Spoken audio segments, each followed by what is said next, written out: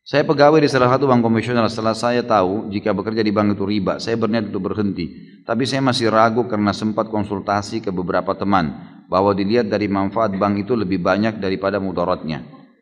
Karena hampir seluruh perusahaan yang ada di Indonesia menggunakan jasa bank. Baik, kira-kira kalau antum meninggal dunia, antum akan bilang sama Allah apa nih? Ya. Oh, ini karena banyak manfaatnya buat orang. Lalu Allah cuma jawab satu, tapi saya haramkan. Kira-kira kita mau jawab apa? Urusannya mau manfaat bagi orang banyak atau tidak, intinya haram.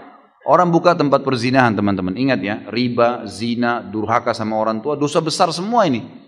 Berarti levelnya sama. Untuk lebih memahami, bagaimana kalau ada orang bilang, saya buka jasa perzinahan untuk memberikan manfaat kepada orang. Supaya orang mau melampiaskan syahwatnya bisa masuk di situ. Manfaat buat orang, tapi haram. Tanggung jawab hari kiamat. Nggak bisa. Sama halnya dengan ini teman-teman sekalian. Jangan pernah takut untuk meninggalkan sesuatu yang haram. Dan kalau teman-teman seperti ini, sudah sering saya jawab.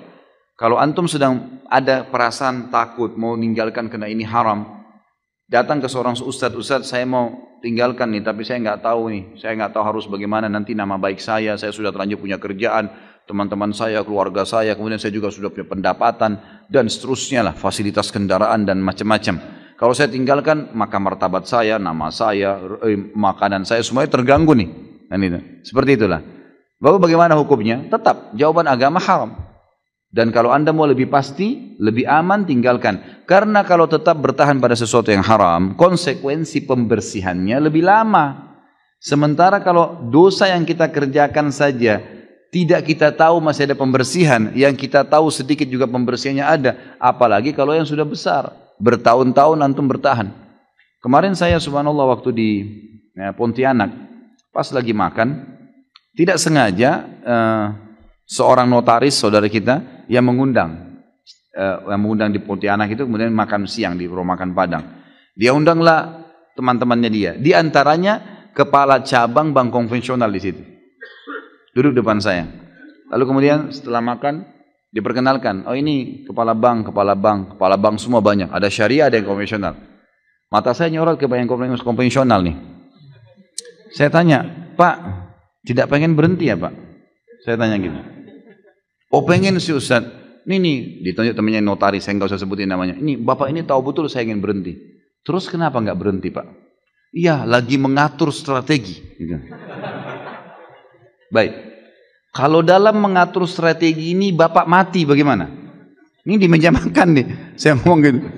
Kalau Bapak mati sementara atur strategi, bagaimana tanggung jawabnya hari kiamat? Dia diam.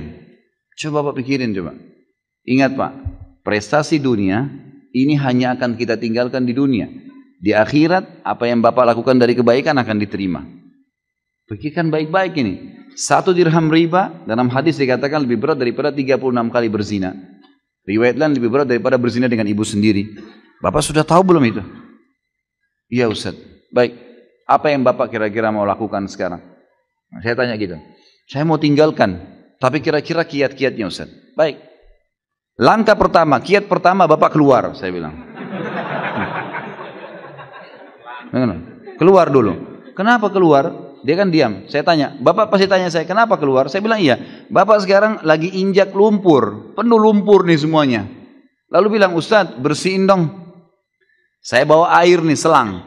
Kalau saya siram, sementara Bapak di lumpur, tambah becek.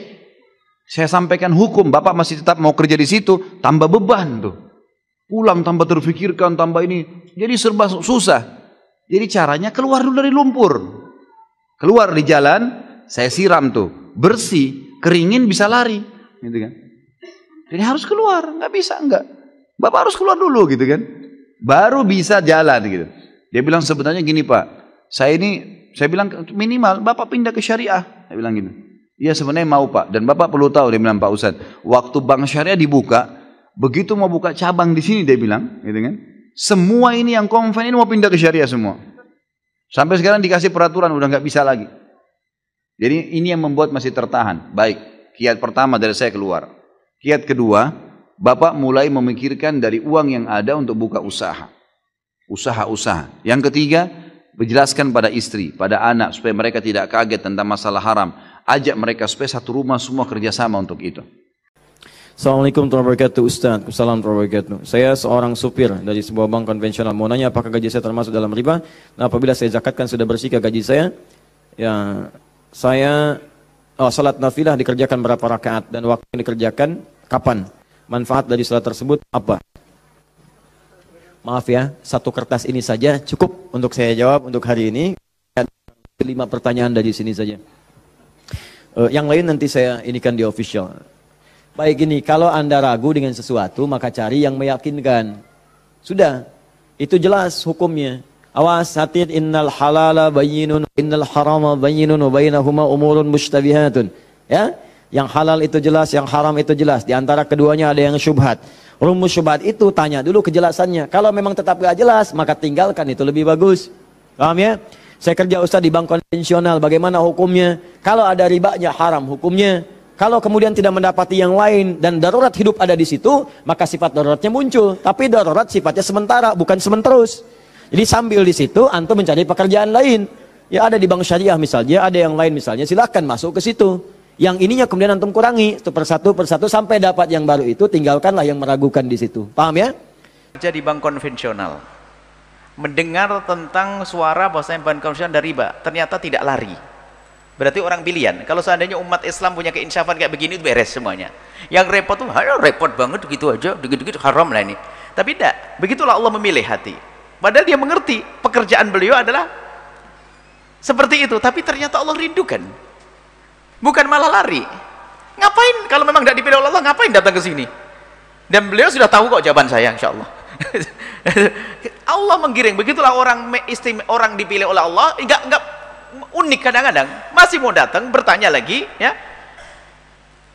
dan bimbingan dari Allah Subhanahu wa ta'ala. Maka kami jawab, yang pertama bersyukur kepada Allah.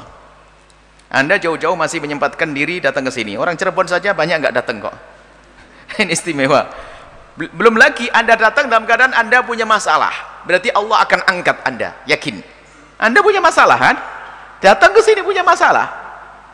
Biasanya kan, jangankan kalau sudah kerja, yang mau kerja aja takut tanya kiai, takut dilarang. Mau kerja takut ya, takut kiai nanti semua dilarang. Anda sudah bekerja dan Anda menghidupi anak Anda 25 tahun, Masya Allah. Nah ini istimewa. Ini kalau orang punya insaf nggak ada yang susah.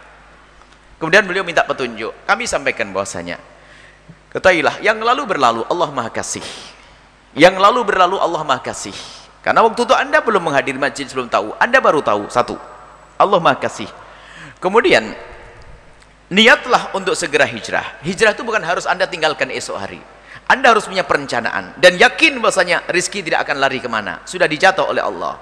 Cuman orang harus strategi dong dalam berhijrah itu. Apakah minggu depan, tahun depan, atau 2 tahun lagi, sesuai dengan kesiapannya. Yang penting mantapkan hati bahwasanya aku harus hijrah. Tinggal kemampuan seseorang. Ada orang langsung esok hari hijrah. Banyak di antara kawan-kawan itu hijrah dari dunia riba ke tidak, itu ada yang 1 tahun beres, ada yang 5 tahun baru dapat 20%. Sampai sering nangis, Bu ya, saya baru dapat 20%. Tapi sudah hijrahkan, sudah.